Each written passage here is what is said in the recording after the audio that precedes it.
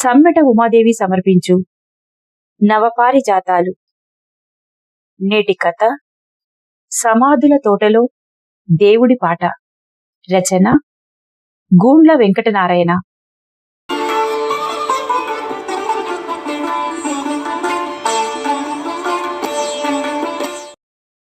తన చిన్నతనం నుంచి స్వామిదాసుని దెయ్యమని అందరూ అనుకోవటం విన్నాను. నాకెప్పుడూ స్వామిదాసు అలా కనిపించలేదు. నాకప్పుడు నోరు తిరక్క వాడి పేరు సరిగ్గా పలకలేకపోయేవాణ్ణి. తోందాసు అనేవాణ్ణి.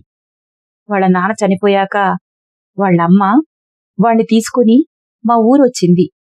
వాళ్ళవ్వ తాత కూడా లేరు. అప్పటికే వాళ్ళు కాలం చేశారు. వాళ్ళ తాత దాబిచ్చం పొలాల్లో తుక్కుపట్టిన బోరింగ్ గొట్టాల ముక్కలు, చీలిపోయిన నీళ్ల పైపులు రైతుల దగ్గర కొనుక్కొని వాటిని వినుకొండ తీసుకెళ్లి కాస్త ఎక్కువ ధరకు అమ్ముకుని వచ్చి పొట్టపోసుకునేవాడు. ఆ మనిషి ఎప్పుడూ సైకిల్ తొక్కుతూ కనిపించేవాడు. ఆ పొలాల్లో ఈ పొలాల్లో ఎవరికైనా సైకిల్ మీదనే ఎదురయ్యేవాడు. మా ఊరి నుంచి 40 కిలోమీటర్లు ఉన్న వినుకొండకు కూడా సైకిల్ తొక్కుకుంటూనే వెళ్లి వచ్చేవాడు. పెళ్ళాం లేదు. వండుకు తింటే ఓ ముద్ద తినేవాడు. లేకపోతే హోటల్కి పోయి కాస్త టిఫిన్ చేసి వచ్చేవాడు. నా చిన్నతనంలో ఆయన నాకు బాగా గుర్తు. పిల్లలందరం ఆయన్ని సైకిల్ తాత అని పిలిచేవాళ్లం. మాసిపోయిన ముతక పంచే గోసికట్టుడు కట్టి కన్నాలు పడిన బనీను వేసుకుని తిరుగుతూ ఉండేవాడు. బనియన్ వేసిన బీడీ కాల్చిన మొదటి మనిషంట ఆయన. వయసైపోయాక సైకిల్ పక్కన పడేసి ఇంట్లోనే ఉంటూ నారతోలు తెచ్చి తాళ్లు పెంటూ గడిపాడు. అల్లుడు చనిపోయాక ఏ దిక్కు లేని కూతుర్ని తన దగ్గరకే తీసుకొచ్చుకున్నాడు. కూతురు వచ్చిన కొన్నాళ్లకే కాళ్లు పట్టేసి మంచం పట్టాడు. ఆయన పోయేదాకా కూతురే చాకిరీ చేసింది. ఆయన వెళ్ళిపోయాక ఇక ఆ ఇంట్లోని స్వామిదాసు వాళ్ళమ్మ ఉంటున్నారు. వాడితో నాకు 5వ తరగతిలో పరిచయం ఏర్పడింది. ఇద్దరం కలిసి తిరుగుతుండేవాళ్లం. చిన్నప్పుడు నాకు ముక్కు నుంచి ఎప్పుడూ చీమిడి కారుతూ ఉండేది. బడిలో పిల్లలు కూడా ఎక్కిరిస్తూ ఉండేవారు. మేరీ టీచర్ అంటే బడిలో అందరికీ భయం. మేరీ టీచర్ బోర్డు మీద లెక్కలు వేస్తూ ఉంటే చూడటానికి ఇంకా భయంగా ఉండేది మాకు. ఒక్క లెక్క కూడా తలకెక్కేది కాదు. కొన్ని అంకెలు వంపులు తిరిగి, కొన్ని చచ్చిపోయిన వాడిలా నీలుక్కొనిపోయి కనిపించేవి. వాటిని కూడితేనో తీసివేస్తేనో ఇంకో అంకో 2 అంకెలో స్నేహితుల్లా పక్కపక్కన వచ్చి చేరేవి. అప్పుడవి బోర్డు మీద నుంచి వెక్కిరిస్తూ చూసేవి. లెక్కలప్పుడు నాకు అలాగే కనిపించేవి. మేరీ టీచర్ లెక్కలు చెప్పినప్పుడల్లా నాకు చీమిడి కారటం మొదలయ్యేది. ముక్కులో ఏదో పురుగు బయటికి రాబోతుంటే పట్టుకొని లోపలికి వేసినట్టు చీమిడి వెనక్కు లాక్కునేవాణ్ణి. అదేంటో మేరీ టీచరు ఎప్పుడు లెక్కలు చెప్పడానికి వచ్చినా అప్పుడే నాకు చీమిడి కూడా ఎక్కువ వచ్చేది. ఎవరికీ కనపడకుండా చప్పుడు రాకుండా వెనక్కి లాక్కునేవాణ్ణి. తల పక్కకు తిప్పుకొని చొక్కా మూతికి తుడుచుకునేవాణ్ణి. మెడ దగ్గర చొక్కా అంతా తడిగా అయ్యేది. అది చూసి మా క్లాస్మేట్స్ నవ్వుతూ వెక్కిరించేవాళ్లు. వాళ్ల మాటలు విన్నప్పుడు నాకసలు బడికే రాబుద్దయ్యేది కాదు. ఒకరోజు అలాగే బోర్డు మీద లెక్క ఎక్కిస్తూ రాబోయే చీమిడిని అదుపు చేస్తూ ఉన్నాను. ఉన్నట్టుండి అప్పుడే తుమ్మొచ్చింది. అంతే, చీమిడి ఎగిరి మేరీ మేడం కాళ్ల ముందు పడింది. అది చూసి అందరూ నవ్వారు. మేడం నా వైపు చూసి బయటికి పో అంది. నాకది అవమానంగా అనిపించింది. ఎప్పుడన్నా మేడం దగ్గరికి పిలిచి ఎవరూ లేనప్పుడు చొక్కా మెడ దగ్గర చీమిడి తీసుకోవద్దు, అంచులో చొక్కా మడిచి లోపల తుడుచుకో, మరకలు కనపడవు అని చెప్పి చూపించేది. ఇప్పుడు కోపంతో బయటికి పొమ్మన్నది. నాకు అక్కడ్నుంచి పరిగెత్తి ఇంటికి పోయి ఇక మీదట బడికే రాకూడదు అనుకున్నాను. తలుపు దగ్గరికి రాగానే ఎదురుగా స్వామిదాసు వాళ్ళమ్మ లోపలికొస్తూ కనిపించారు. అప్పుడే వాణ్ణి చూడటం. మా క్లాసే, కాని వాడెప్పుడూ క్లాసులో ఉండగా నేను చూడలేదు.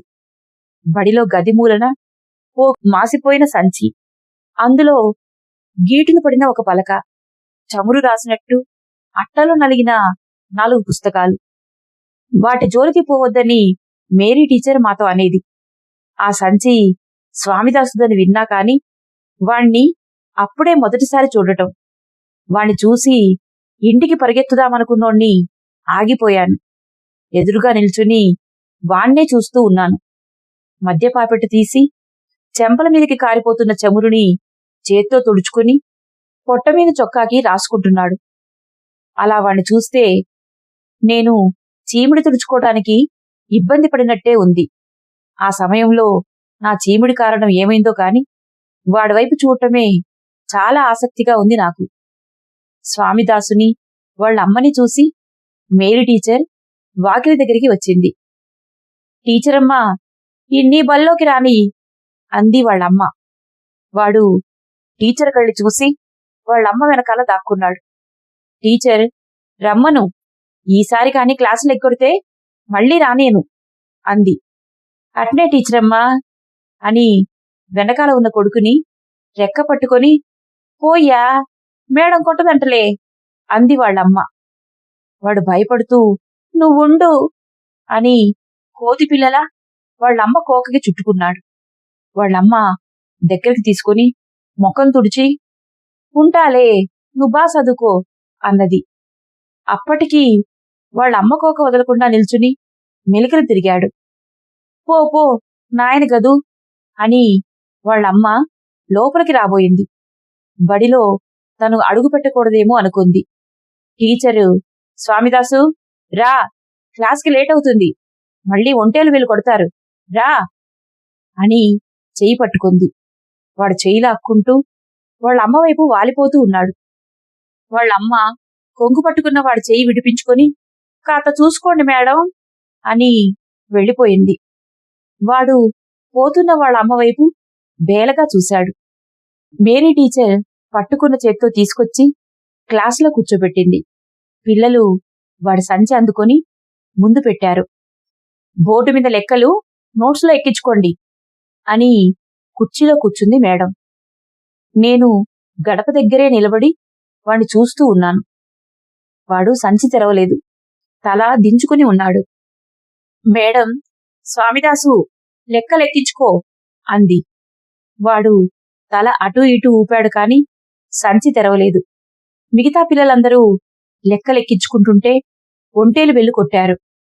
ఒక్కొక్కళ్ళు పిల్లలు బయటికొస్తుంటే వాళ్లతో పాటు స్వామిదాసు కూడా బయటికొచ్చాడు. ఇంటికి పారిపోదామని బడి ముందు చింత చెట్టు పక్కన గోడ మించి దూకాడు. పిల్లలెవరో సోమదాసు పారిపోతుండు మేడం అన్నారు. మేడం, పోయి పట్టుకుని రాండి అన్నది. అంతే, 3-4 దాకా పరిగెత్తారు. నేను వాళ్ళతో పాటు పరిగెత్తాను. ఎంత దూరం పరిగెత్తినా స్వామిదాసు దొరకలేదు.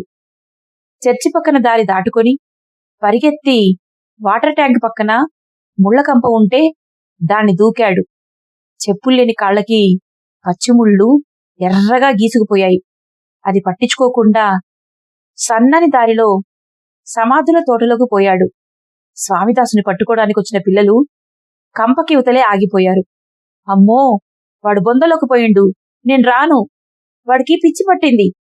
కాదు, నేనొకసారి చూశా, వాడికి దెయ్యం పడితే. అవును, అందుకే వాడు సమాధుల్లోకి పోయిండు. సరే పాండి పోదాం, ఒంటేరు బిల్ల అయిపోయి ఉంటాది, మళ్ళీ మేడం కుట్టిద్ది. వాళ్ళకి వాళ్ళు మాట్లాడుకొని బడివైపు మళ్ళారు. నేనక్కడే నిలబడితే అనోగ్గాడు అరే రావా, మేడానికి చెబుతా అని బెదిరిచ్చిండు.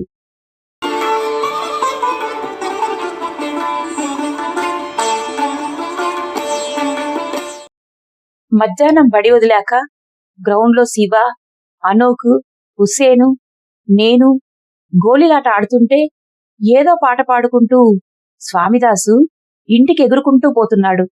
అప్పుడే వాళ్ళమ్మ చింతమెళ్ళ పట్టుకుని వచ్చింది. వాడు తప్పించుకుని పోయేలోపు చొక్కా దొరకబుచ్చుకుంది. ఆ చొక్కా సంకలో పొట్టదాకా చిరుగుంది. నిక్కరు చీరుకుపోయి మట్టితో పిర్రలకంటుకుని పోయింది. శివ, మధ్యాహ్నం చిక్కలేదుగా మనకి, ఇప్పుడు ఆళ్ళమ్మ బాగా తన్నిద్దిలే అన్నాడు. పిడికిలి బిగించి అరచేతిలో కొడుతూ. వాళ్ళమ్మ స్వామిదాసు చొక్కా పట్టుకొని, బళ్ళో ఉండకుండా పారిపోతావా? చదువుకోకుండా గాడులు గత్తావా? మెయ్యేమన్నా సంపాదించిపోయిండా? ఆ ముదనట్టుకు దేవుడు పాటలు పాడతా మనల్ని ఇట్లా చేసిపోయిండు. ఇంకో తేప బడీడిసిపెట్టి తిరుగు, అవజాన గొడ్డలు తీసుకుని నరుకుతా అంటూ చేతిలో మెళ్లతో కాళ్ళకేసి బాదుతూ ఉంది. వాడు కాళ్ళు అటూ ఇటూ ఆడిస్తున్నాడు గాని అస్సలు ఎడవలేదు. పెదాలు ముడిచినట్టు దగ్గరగా బిగబట్టి వాళ్ళమ్మ దగ్గర నుంచి ఇడిపించుకోవటానికి చూస్తున్నాడు. అప్పుడు వాడి కళ్ళు ఉబ్బిపోయి కప్పపొట్టలా లావుగా కనిపించాయి. వాళ్ళమ్మ అలాగే తన్నుతూ ఇంటికి లాక్కొని పోయింది. హుస్సేను, అంత కోపంగా మా అమ్మని చూస్తేనా ఉచ్చబడేది నాకైతే అన్నాడు. అనోకు, వాడు కళ్ళు చూసినావా? అచ్చం దెయ్యం పడినట్టే ఉండు. ఓ తేప వాడందరూ పడుకున్నాక ఒక్కడే పోయి ఎవరిదో బొంద మీద పడుకుండంట. ఇంటో వాళ్ళమ్మ ఎంతెతికినా కనపడలేదంట. పొద్దున్నే పోయి చూస్తే బొంద మీద గుర్రు పెట్టి నిద్రపోతా ఉన్నాడంట. ఇంటికి తెచ్చి ఆ రోజంతా అన్నం పెట్టకుండా తన్నిందంట వాళ్ళమ్మ అని చెప్పాడు. అనోక్ మాటలు వినగానే మా అందరికీ అదురు పుట్టింది. ఆ రోజు రాత్రి నిద్రలో స్వామిదాసు నన్ను కూడా తనతో పాటు సమాధుల తోటలోకి తీసుకుపోయి ఒక బొంద మీద తను కూర్చొని ఇంకో బొంద మీద నన్ను కూర్చోబెట్టి ఏదో చెబుతున్నాడు. ఆ మాటలు పెరుగుతూ ఉన్నాయి. నా చెవులు చిల్లులు పడేలా వినిపిస్తున్నాయి. నేను చెవులు మూసుకున్నాను. వాడు మాయమయ్యాడు. ఒక్కడే ఉన్నాను. చుట్టూ సమాధులు. ఎంతెతికినా కనిపించలేదు వాడు. ఒక్కసారిగా వణుకు పుట్టి మెలకు వచ్చి లేచి కూర్చున్నాను. తర్వాత సరిగ్గా నిద్ర పట్టలేదు. తెల్లారాక మంచి నిద్ర పడుతుంటే మా అమ్మ వచ్చి లేపింది. ఇయాళ ఆదివారం, చర్చికి పోతే నీ చీవుడి రావటం తగ్గుద్ది అన్నది. నేను రానుపో అన్నా మా అమ్మ వినిపించుకోలేదు. తలకి నీళ్లు పోసి జుట్టు దువ్వింది. బైబిల్ తీసుకొని నన్ను వెంట పెట్టుకుని పోయింది. అప్పటికే చర్చి మైకులో పాటలు ఆపేసి వాక్యం చదువుతున్నారు. గబగబా నా చేయి పట్టుకుని తీసుకుపోయింది మా అమ్మ. చర్చి దగ్గరికి పోగానే స్వామిదాసు కనిపించాడు. లోపలికి రాకుండా బయటే నిలబడి చూస్తున్నాడు. జనం అందరూ వచ్చి కూర్చునున్నారు. మా అమ్మ తలుపు పక్కన సర్దుకొని కూర్చొని నెత్తిన కొంగు కప్పుకుంది. నేను తలుపు గడపని ఆనుకొని స్వామిదాసు వైపే చూస్తూ ఉన్నాను. అనూప్గాడు చెప్పినట్టు భయమేం కలగలేదు వాణ్ణి చూస్తే. ఎప్పటిలాగే మాసిపోయిన నిక్కరు వేసుకుని మొలతాడు పైకి గుండ్రంగా చుట్టుకున్నాడు. చొక్కా లేదు, పాత బనియను వేసుకున్నాడు. వాళ్ళ తాతదేమో బిర్రు చేపిచ్చి వేసుంటాది వాళ్ళమ్మ. నిక్కరు జారిపోతుందేమోనని పైకి లాక్కుంటూ ఉన్నాడు. నేను వాడినే చూస్తూ ఉన్నాను. వాడు నా వైపు తల కూడా తిప్పలేదు. పాస్టరు బైబిల్ చదివి అయిపోయాక పాట పాడటం మొదలైంది. అప్పటిదాకా తొంగి చూస్తున్న స్వామిదాసు ఆ పాట జాగ్రత్తగా వింటూ నోరు కదిలిస్తూ ఉన్నాడు. పాటలన్నీ అయిపోయేదాకా అలాగే చేశాడు. వాడు నా వైపు చూడగానే లోపలికి రమ్మని పిలిచాను. తల అడ్డంగా ఊపాడు. మధ్యాహ్నం ప్రార్థన అయిపోయేదాకా అక్కడే నిలబడి ఉన్నాడు. ఎంత ఎండ కొడుతున్నా కదల్లేదు. జనం పైకి లేవగానే అక్కడ్నుంచి పరిగెత్తుకెళ్ళిపోయాడు. మా అమ్మ నన్ను పాస్టర్ దగ్గరికి తీసుకెళ్లి చీమిడి రాకుండా ప్రార్థన చేయించింది. నేను బయటికొచ్చి చూస్తే లేడు. పగలు అన్నం తిన్నాక డొంకకు పోయే బాటలో ఉన్న చింత చెట్ల కాడ కాయలు రాల్చుకోవాలని డబ్బా తీసుకుని పోయాను. అక్కడ గుంపుగా చెట్లు 4-5 దాకా ఉంటాయి. ఆ చెట్లకి అవతల వైపు గడ్డివాము దొడ్డి ఉంది. ఆ దొడ్డి శివగాడోళ్లది. అప్పుడప్పుడు అక్కడ వాళ్ళ తాత ఉండేవాడు. ఆయన ఉంటే ఎవరన్నా దొడ్డి పక్కనే ఏరుగుతుంటే రాళ్లు విసిరి తరిమేసేవాడు. ఆయన ఉన్నప్పుడు ఆ చెట్ల దగ్గరికి పోవాలంటే పిల్లలందరికీ భయమే. నేను అనూప్గాడు ఒకసారి పందాలు పెట్టుకున్నాం. అప్పుడే ఆ ముసలాయన వచ్చి దూరం నుంచే రాళ్లు తీసుకుని విసురుతూ వెంటబడ్డాడు. మేము ముడ్డి కూడా కడుక్కోకుండా డబ్బాలు తీసుకుని పరిగెత్తాం. మళ్లీ అటు దిక్కు ఎరగటానికి రాలేదు. ఆ తర్వాత డబ్బాకి సమాధులకు ఎదురుగా ఉన్న బీట్లోకి పోతున్నాం. చెట్ల దగ్గరికి వచ్చేటప్పుడు అనోగ్గాన్ని పిలుద్దామనుకున్నా. కాని వాడెక్కడా కనపడలేదు. ఆ ముసలాయన ఉంటాడేమో అనుకుని భయపడుకుంటూనే గడ్డివాము దొడ్లోకి చూశాను. ఆ చెట్ల మధ్యలో ఒక సన్నటి చెట్టుంది. దాని కాయలు తియ్యగా ఉంటాయని అనోగ్గాడు చాలాసార్లు చెప్పాడు. రాల్పుకోవాలని చూస్తే ఎన్ని రాళ్లేసినా గట్టిగా ఉండి రాలేవి కాదు. కాయలు బయటవైపే రాల్పుకోవాలి.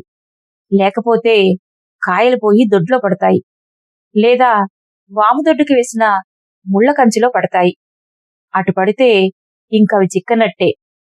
మేం కనపడితే తిట్టుకుంటూ తరిమే ముసలోడు మేం రాల్చిన కాయలే పళ్ళులేని నోటితో చప్పరిస్తూ తినేవాడు. నేను రాళ్లు వెతుక్కొని ఉప్పబోసుకున్నాను. ఆ చెట్టుకి కాయలెక్కువగా లేవు. చిన్న చిన్న కొమ్మల చాటున కనిపిస్తున్నాయి. గుత్తులుగా కాయలేదు ఆ చెట్టు. తియ్యని కాయలు తినాలని ఆ చెట్టు వైపు రాళ్లు విసిరాను. ఎంతసేపు విసిరినా ఒక్క కాయ రాల్లేదు. ఆకులు మాత్రమే ఊడిపడుతున్నాయి. చెట్టెక్కుదామనుకుంటే ఎక్కటం రాదు. నేను పోగు చేసుకున్న రాళ్లన్నీ అయిపోయాయి. మళ్లీ వెతుక్కొని కుప్ప పెట్టుకుని విసరటం మొదలుపెట్టాను. ఆ రోజు ఒక్క కాయైనా ఆ చెట్టుది తినాలని పట్టుపట్టుకున్నాను. ఎన్ని రాళ్లు విసిరినా కాయ రాలటం లేదు. చాలాసేపటికి ఒక కాయకి రాయి తగిలి సగం విరిగిపడింది. కాని అది వాముదొడ్డికి వేసిన ముళ్ల కంచెలో పడింది. దాన్ని తీసుకుందామనుకుంటే చాలా లోపలికి పడింది. ఇంకొన్ని రాళ్లు విసిరాను. చివరికి విసుగు పుట్టింది. అప్పుడే అటు స్వామిదాసు వచ్చాడు. నేను చెట్టుకి రాళ్లు విసరటం కాసేపు నిలబడి చూశాడు. వాడితో, ఆ చెట్టుకాయలు తియ్యగుంటాయి, ఒక్కటి కూడా చిక్కలేదు అన్నాను. స్వామిదాసు ఆ చెట్టు దగ్గరికి పోయి కింద ముళ్ళున్నా చూసుకోకుండా పైకెక్కాడు. కింద కంచె మీదకు సరిగ్గా ఉన్న కొమ్మపైన పాక్కుంటూ పోయి ఒక్కో కాయ తెంపి నా వైపు విసిరేశాడు. ఆ కాయలు చేత్తో పట్టుకుని చూసుకుంటే గొప్ప మురిపంగా అనిపించింది. స్వామిదాసు మీద ఎక్కడలేని ప్రేమ పుట్టుకొచ్చింది. వాడు కిందికి దిగ్గానే చెయ్యి పట్టుకొని తినమని దూరకాయ ఇచ్చాను. వద్దని చెయ్యి ఊపాడు. నేనే పైన తొక్కువలిచి తిను, బాగుంటది అని ఇచ్చాను. తీసుకుని చప్పరిచ్చాడు. బాగుందా అని అడిగాను. తలకాయ ఊపాడు. అప్పటినుంచి స్వామిదాసు నేను సావాసగాళం అయిపోయాం. నేనెక్కడున్నా నా కోసం వచ్చి రాజేశు అని పిలిచేవాడు. బళ్ళోకి మాత్రం వచ్చేవాడు కాదు. బడికి వెళ్లలేదని వాళ్ళమ్మ ఎంత కొట్టినా పట్టించుకునేవాడు కాదు. నేను బలవంతంగా లాక్కుపోయినా విడిపించుకొని పరిగెత్తిపోయేవాడు. బడి విడిచిపెట్టేదాకా బయట పహారి కూడా కానుకొని కూర్చుని నా కోసం ఎదురుచూస్తూ ఉండేవాడు.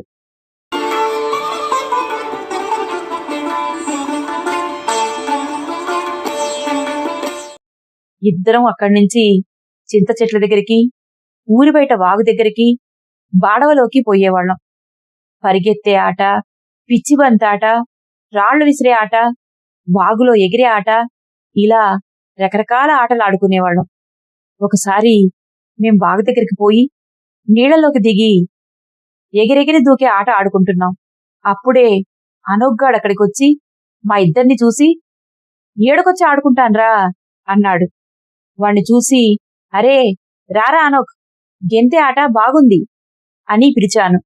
నన్ను పిలవకుండా దెయ్యం పట్టినోడుతోడొచ్చి ఆడుతున్నావుగా, ఆడు, వాడితో తిరిగితే నీక్కూడా దెయ్యం పట్టిద్దిలే అన్నాడు. రారా తోందోసు మంచోడు అన్నాను. రానుపో, ఇంకా నీతో మాట్లాడ్ను, వాడితో పాటు దెయ్యం నీక్కూడా పట్టిద్ది, అందుకే వాడితో తిరుగుతున్నావు అని నేను కేకేస్తున్నా వినిపించుకోకుండా కోపంగా పోయాడు. స్వామిదాసు అదేం పట్టించుకోకుండా మెదలకుండా ఉన్నాడు. అసలు స్వామిదాసు మాట్లాడేవాడు కాదు. మాట్లాడితే 2 ముక్కలు అంతే. అప్పట్నుంచి అనూప్ నాతో మాట్లాడడం మానేశాడు. బడిలో నా గురించి అందరికీ చెప్పి ఎక్కిరించాడు. నేను కూడా వాడితో మాట్లాడడం మానేశాను. ఎవరు ఎక్కిరించినా నేను పట్టించుకోకుండా స్వామిదాసుతోనే తిరిగేవాణ్ణి. ఆ రోజు ఆదివారం. చర్చిలో ప్రార్థన అయిపోయాక ఇంట్లో అన్నం తిని స్వామిదాస్ దగ్గరికి పోయాను.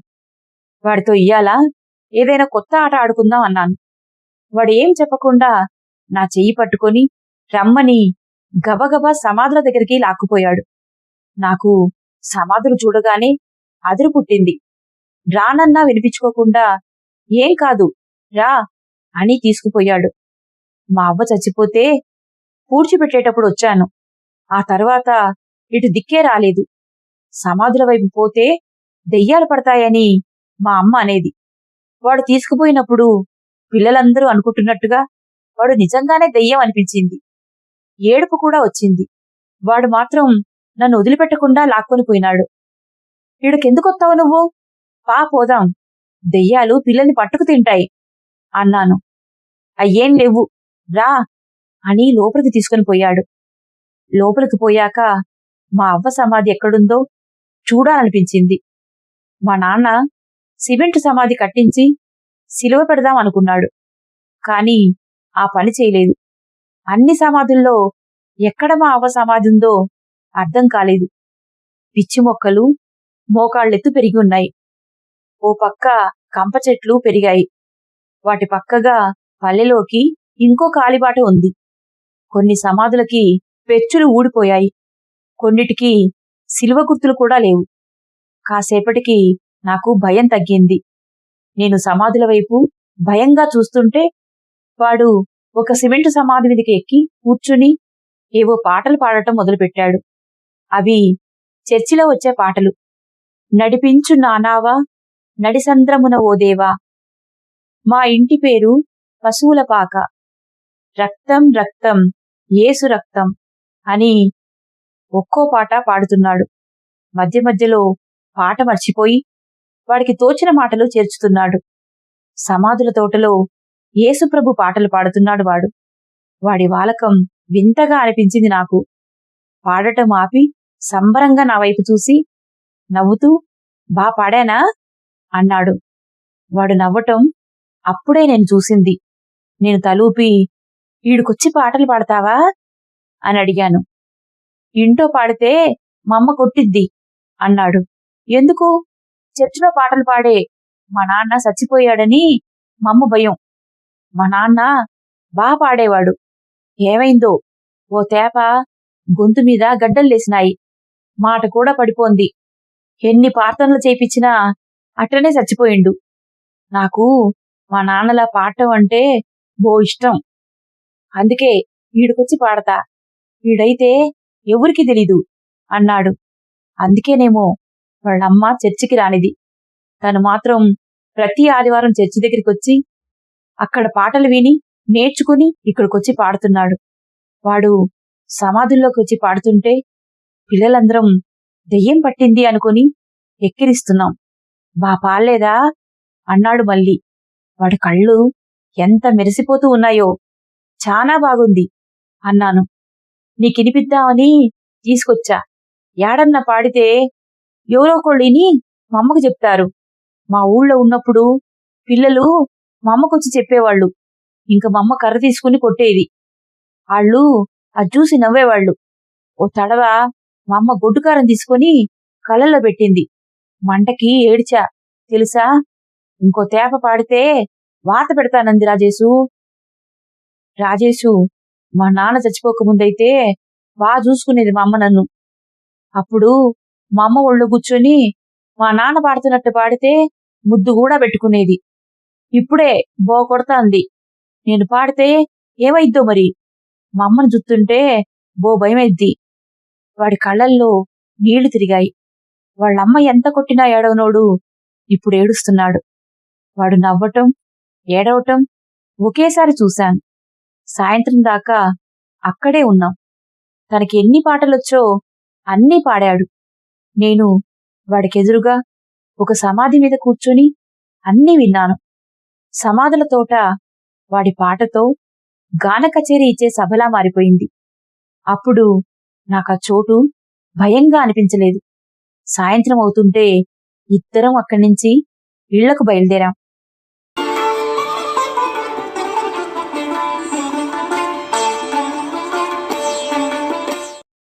దారిలో అనోక్ ఎదురయ్యాడు. వాడి చేతిలో డబ్బా ఉంది. సమాధుల తోటకు ఎదురుగా ఉన్న బీట్లోకి పోయొస్తున్నట్టున్నాడు. నన్ను చూసి, వాడితో పాటు బొందలోకి కూడా పోతున్నావుగా, మిమ్మకి చెప్తా ఉండు అన్నాడు. పోలేదురా, మేము ఈత చెట్ల కాడికి పోయొస్తున్నాం అని అబద్ధం చెప్పాను.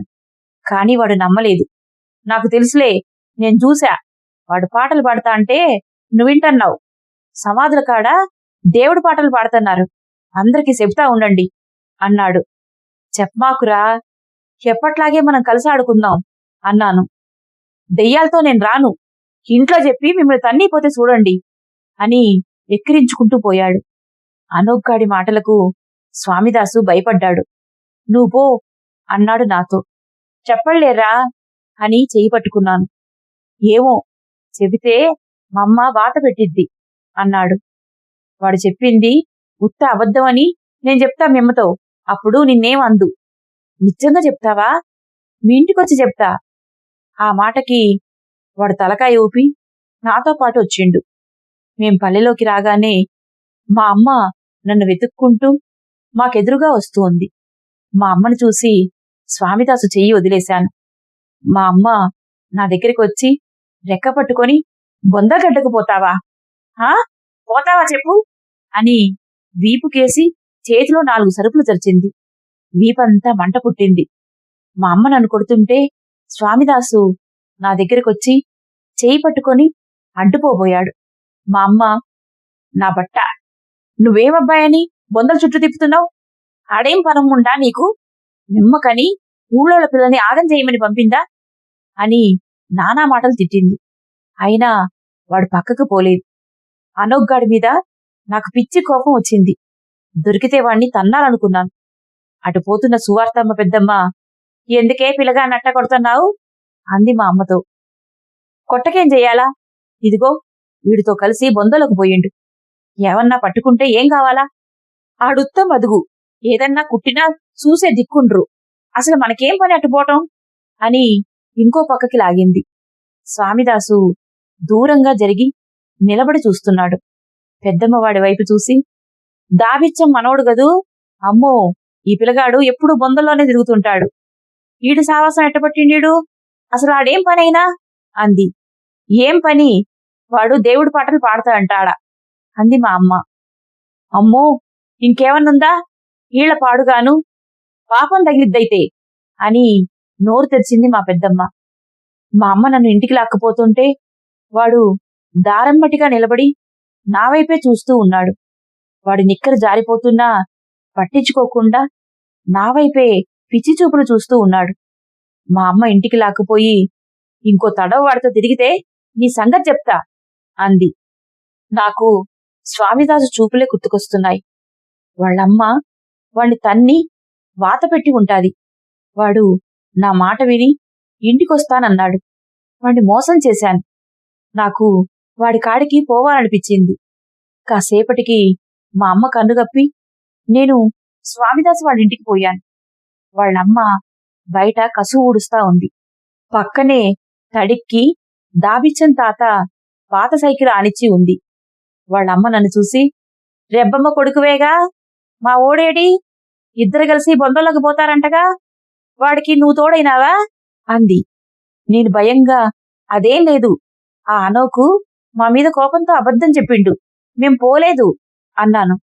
వాళ్ళమ్మ నా మాటలు పట్టించుకోకుండా, బడికి పొమ్మంటే పోకుండా బొందలగడ్డ చుట్టూ తిరగటం రావటం, ఆ పాటలు పాడి పాడి అయ్య చచ్చిండు. ఇప్పుడు ఈడేమో దెయ్యం పట్టినట్టు ఆ పాటలే పాడతానే తిరుగుతాండు. ఎంత చెప్పినా వినకపోతేనే పిల్లగాడు. ఇప్పుడు ఈడికేమన్నా అయితే ఏంది నా గతి? మట్టసంగా చెప్పా, వద్దు నాయనా, ఆ పాటలు పాడితే గొంతుకేమన్నా ఇద్ది, ఆ దేవుడేం మనకి మేలు చేయడు, చివరికి నేనే ఆకమైపోతా. మా నాయన కాదు, కత్త బడికన్నా పోయి చదువుకో, ఏడన్నా కొట్లలో లెక్క చూడ్డానికైనా పెడతాను, పాటలు పాడకు అంటే ఏమన్నా లెక్క చేస్తే కదా అని తనకు తానే చెప్పుకుంటూ పోతుంది. నేను అక్కడే నిలబడ్డాను. ఎంతసేపు చూసినా స్వామిదాసు రాలేదు. వాళ్ళమ్మ కసువు ఒడ్డం అయిపోయి, ఇంటికెందుకు వస్తాడు, ఆ బొందల మీదే పడుకొని ఆడే ఉండుంటాడు అని ఇంట్లోకి పోయింది. అప్పటికే చీకటి పడింది. సమాధుల తోటలోకి పోయి వాణ్ణి తీసుకొద్దాం అనుకున్నాను.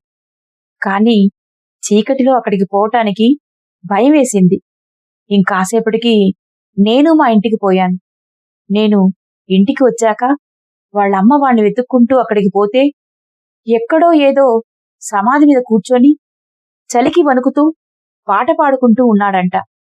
వాణ్ణి పట్టుకొని ఈడ్చుకుంటూ తీసుకొచ్చి తన్ని, ఇంకోసారి అక్కడికి పోతావా, పాటలు పాడతావా అని అట్లకాడ కాల్చి నాలుక మీద వాతలు పెట్టింది. ఆ వాతకి నాలుక మీద పుండుపడి చలికాలం కావడంతో తొందరగా మానక చీమ పట్టింది. ఆ చీమ ఒతితే నాలుక అంతవరకు కంతపడి తీసేశారు. దానితో వాడి మాట కూడా పడిపోయింది. ఆ తర్వాత కొన్నాళ్లకి వాళ్ళమ్మ ఈ ఊళ్ళో అచ్చుబాటు లేదని వాణ్ణి తీసుకుని ఏ ఊరో వెళ్ళిపోయింది.